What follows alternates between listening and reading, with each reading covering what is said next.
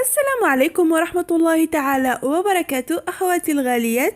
اليوم إن شاء الله وصفة جديدة، مملحات أو فطائر محشوة بصدر الدجاج في قالب الكب كيك، رائعة وسهلة وسريعة التحضير. أتمنى أن تنال إعجابكم. بالنسبة لمقادير العجين، سوف نحتاج إلى 300 جرام من الدقيق الأبيض، ملعقة صغيرة من الخميرة الفورية، بيضة واحدة، 3 ملاعق كبيرة من زيت الزيتون، ملعقة صغيرة من الملح، ملعقة صغيرة من الزعتر، والماء الدافئ للعجن. أول شيء نقوم بعجن العجين.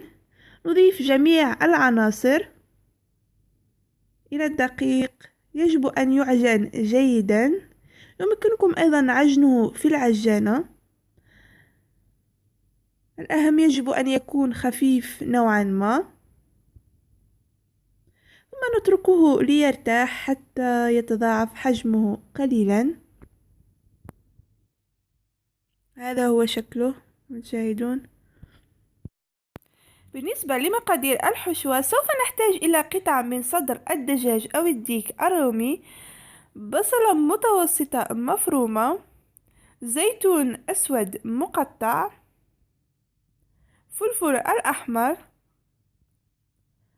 هنا القليل من قطع الديك الرومي المدخن أو لدانت فومي، وأيضا الجبن الأحمر مقطع أو مبشور حسب الرغبة، قطعتين من الجبن المثلث. بالنسبة للتوابل، سوف نحتاج إلى الزنجبيل والكركم، فلفل أسود، ملح، ثم توابل الشاورما، ونصف من ضامة البنة، وأيضا بودرة الثوم. هنا كما تشاهدون في مقلاة وضعت البصل والدجاج أو صدر الدجاج مع القليل من الزيت والتوابل. نتركه حتى يطهى على نار هادئة، ثم نضيف الفلفل الأحمر.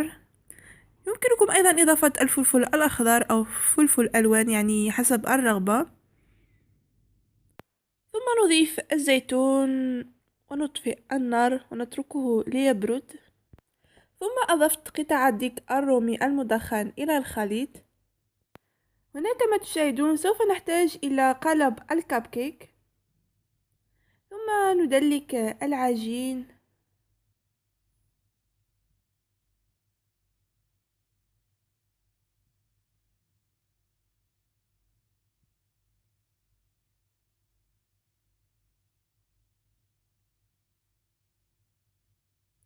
ثم نقطعه بهذا الإطار.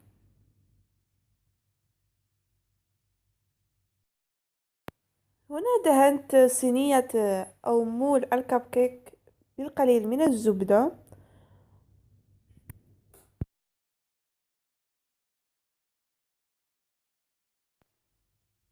ثم نقوم بوضع العجين في القالب بهذا الشكل.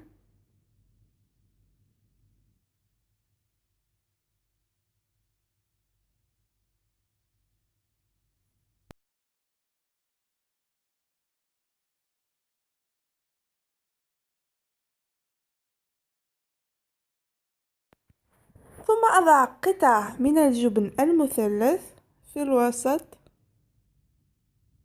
بهذا الشكل.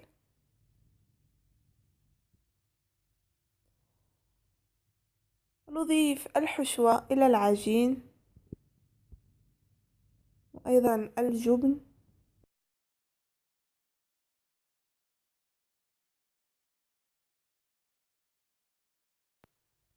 ثم ندخلها إلى الفرن. هذا هو شكلها النهائي. أتمنى أن تنال الوصفة إعجابكم.